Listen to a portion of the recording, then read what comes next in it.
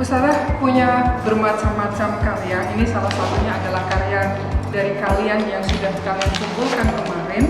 Nah, akan lebih detail lagi Ustazah akan membahas segala sesuatu yang Ustazah contohkan yang ada di meja Ustazah kali ini. Siap? Kalian sudah siap belajar bersama Ustazah? Kita mulai.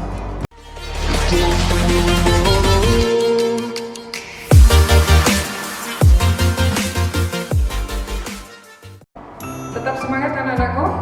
Sesemangat Ustazah pagi hari ini. Kita mulai dengan tema 2 di kelas 4 SD Bina Anak Soleh Tuban. Tema yang kita bahas di tema 2 ini adalah selalu berhemat energi. Yang akan kalian pelajari, yang harus kalian kuasai di tema 2 ini ada pada KD 3.4, yaitu mengetahui karya seni, teknik tempel, dan 4.4 membuat karya kolase, montase, aplikasi, dan mozaik. Oke, anak-anak solih, apakah kalian sudah siap untuk belajar membahas apa yang Ustazah sampaikan tadi? Jika sudah siap, mari kita memulai dengan membaca Bismillahirrahmanirrahim. Anak-anakku, montase. Montase merupakan seni rupa 2 dimensi. Dimulai dari apa pengertian dari montase? Montase adalah karya seni tempel yang mengkombinasikan atau mencampurkan gambar-gambar yang sudah jadi dari berbagai sumber menjadi satu susunan karya seni yang baru dan memiliki makna tertentu, tentunya sesuatu yang lebih indah lagi daripada asalnya.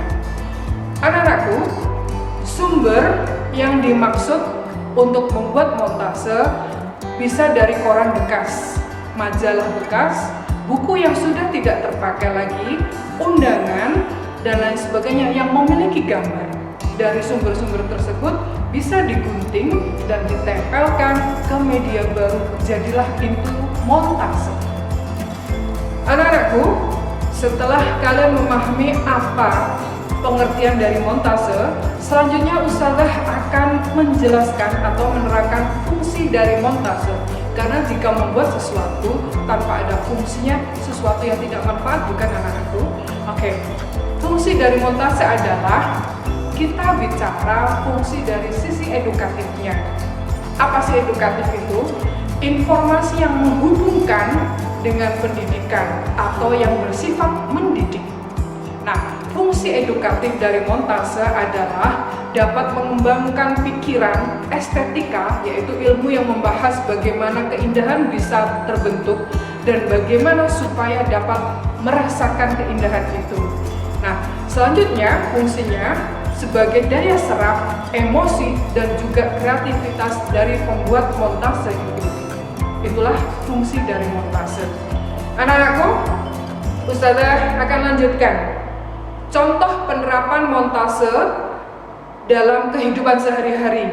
Jika kalian membuat montase seperti ini misalnya, kalian menggambar, ambil gambar pohon yang didapat dari buku bekas, kemudian kalian potong. Nah, dan ditempelkan pada kertas gambar yang lain. Nah, selanjutnya media kalian kombinasikan dengan sebuah gambar rumah dari pohon tadi, gambar pohon ditempelkan ke kertas. Kalian ngambil lagi gambar yang lain berupa gambar rumah, kalian potong. Nah, kombinasikan dengan gambar kartun atau gambar komik yang kalian suka, ditemukan lagi, ditempelkan lagi di kertas. Itulah proses yang disebut dengan pembuatan montase. Dari beberapa bentuk yang telah ditempel sebelumnya, jadilah gambar yang namanya gambar montase. Oke, Ustazah lanjutkan anak-anakku. Alat dan bahan apa yang dipergunakan untuk membuat montase? Seperti tampak pada layar, alatnya ada gunting dan bahannya lem kertas. Ada juga karton atau buku gambar atau kertas HVS sebagai media tempat menempelkan gambar. Selain lem kertas, Ustazah ulangi lagi, ada kertas, buku gambar, kertas HVS itu sebagai media untuk menempelkan gambar. Agar lebih indah lagi, bahan yang dibutuhkan ada krayon atau pensil warna dan bahan yang paling penting pada montase adalah semua gambar menjadi bahan untuk membuat sebuah karya montase. Oke anak-anakku, bisa kalian perhatikan di layar tersebut. Selanjutnya, Ustazah akan memberikan 3 contoh gambar montase. Gambar montase ini Ustazah ambil dari media sosial, jadi kita perhatikan gambar montase ini. Pada contoh yang pertama, tampak Nobita sedang bermain di luar rumah dengan 2 orang temannya, dan di sekitar mereka atau di dekat mereka tampak juga petugas kebersihan sedang menyapu. Itu ya, montase contoh yang pertama. Montase contoh yang kedua, menceritakan beberapa keluarga berada di sekitar masjid. Masjid yang indah dengan pemandangan langit yang cerah. Itu contoh montase yang kedua. Tampak pada layar contoh montase yang ketiga anak-anakku. Bisa diceritakan, bisa diambil kesimpulan dari gambar montase yang ketiga adalah beberapa siswa tampak asik kerja bakti membersihkan halaman masjid dengan arahan dan pendampingan dari guru mereka. Itulah contoh gambar montase yang ketiga. Anak-anakku, apakah kalian setuju dengan pendapat Ustazah jika Ustazah merasa dari contoh ketiga montase tersebut dapat diambil kesimpulan dengan menggunting dan menempel gambar akan menjadi karya sesuai dengan keinginan kita yang mengkreasikan dan menjadi sesuatu yang lebih indah, bukan? Setuju? Oke? Baik. Anak-anakku, mari kita saksikan contoh video proses pembuatan montase berikut ini.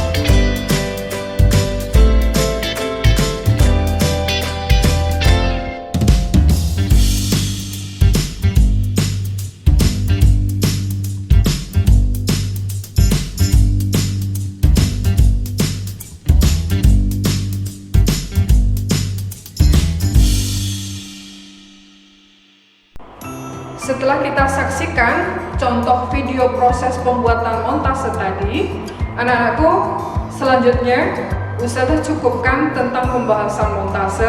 Ustazah akan membahas tentang mozaik. Oke.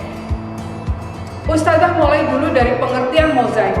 Mozaik adalah sebuah karya seni rupa 2 dimensi atau 3 dimensi yang dibentuk dengan mengkombinasikan kepingan-kepingan atau potongan-potongan bahan tertentu, kemudian disusun dan ditempel sesuai dengan keinginan pembuat. Nah, anak-anakku, kepingan atau potongan bahan dapat berupa potongan kertas, potongan kayu, kepingan daun, kepingan keramik, kepingan kaca, dan sebagainya yang ada di sekitar kita. Bicara tentang fungsi mozaik, sebenarnya sama seperti pada montase tadi, memiliki banyak fungsi. Namun, Ustazah akan fokuskan menjelaskan fungsi dari sisi edukatif atau sisi informasi yang berhubungan dengan pendidikan. Nah, mozaik itu anak-anakku memiliki fungsi dapat mengembangkan suatu pikiran, estetika atau ilmu membahas bagaimana keindahan bisa terbentuk, bagaimana keindahan dapat dirasakan, dapat daya serap, emosi dan juga kreativitas membuatnya dapat tercurah dalam sebuah karya seni rupa 2 dimensi dan 3 dimensi. Itulah fungsi dari mozaik. Mau tahu bahan pembuat mozaik? Oke, yang pertama adalah lem. Tapi sebelum Ustazah lanjutkan, Ustazah akan sedikit menjelaskan tentang jenis-jenis lem. Tampak pada layar anak-anakku, yang pertama lem putih, semisal lem Fox atau lem Raja Wali. Adalah lem yang dibuat untuk kerajinan dengan bahan ringan, berpori-pori seperti bahan untuk kertas, kardus, kain, dan bahan prakarya yang lainnya. Lem putih, bahan dasarnya adalah air. Artinya lem ini mudah dibersihkan dan tingkat racunnya, sesuatu yang membahayakan, sangat rendah. Namun, jika diaplikasikan pada bahan mozaik, lem harus mengering terlebih dahulu sebelum memperoleh kekuatan signifikan atau bisa daya serapnya kuat sekali, jadi ditunggu sampai mengering. Dan kadang-kadang agar bahan mozaik itu bisa tertempel dengan baik, lem perlu dijepit agar menahan sampai lem itu benar-benar terpasang dan kering bahan untuk tempelan dari mozaiknya.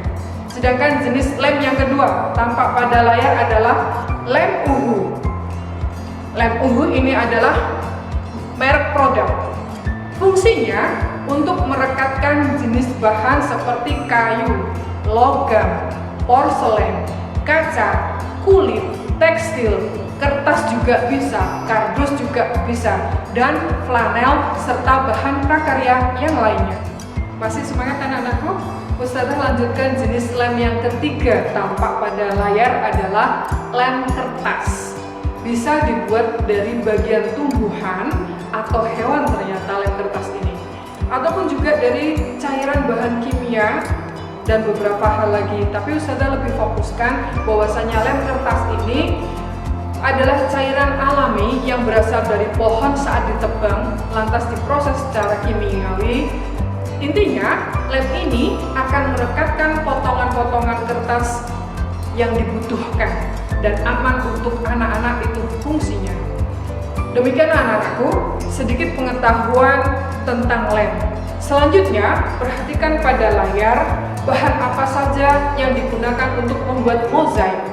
Kalian ternyata bisa memanfaatkan pecahan kaca, sekali lagi saya ulangi, bisa pecahan lantai atau keramik, pecahan kulit telur, potongan CD, potongan kayu, dan potongan daun, serta beberapa hal yang bisa kalian eksplor dari lingkungan kalian berada.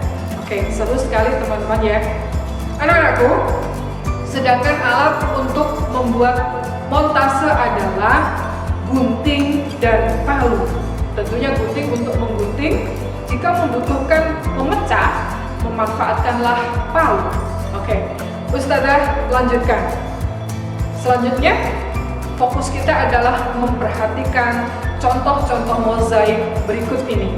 Yang pertama anak-anakku tampak pada layar adalah mozaik ikan lumba-lumba. Ternyata jika diamati, mozaik tersebut dari potongan lantai atau keramik.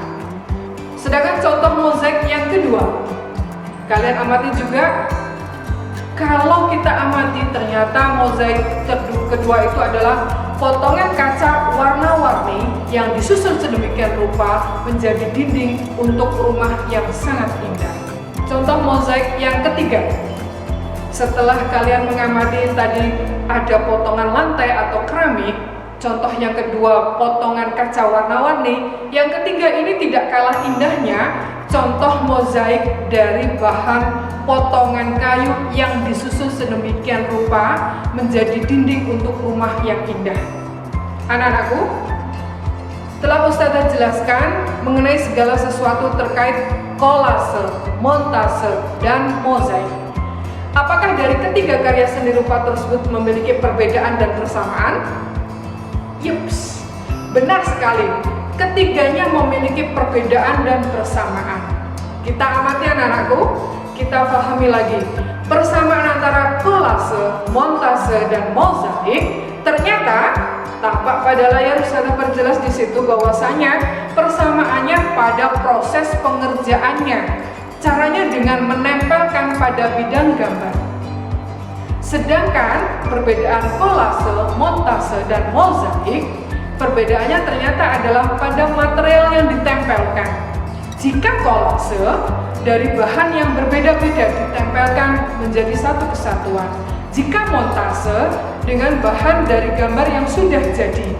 Maksudnya dari potongan-potongan gambar yang diambil dari media cetak dijadikan satu. Itulah perbedaan montase.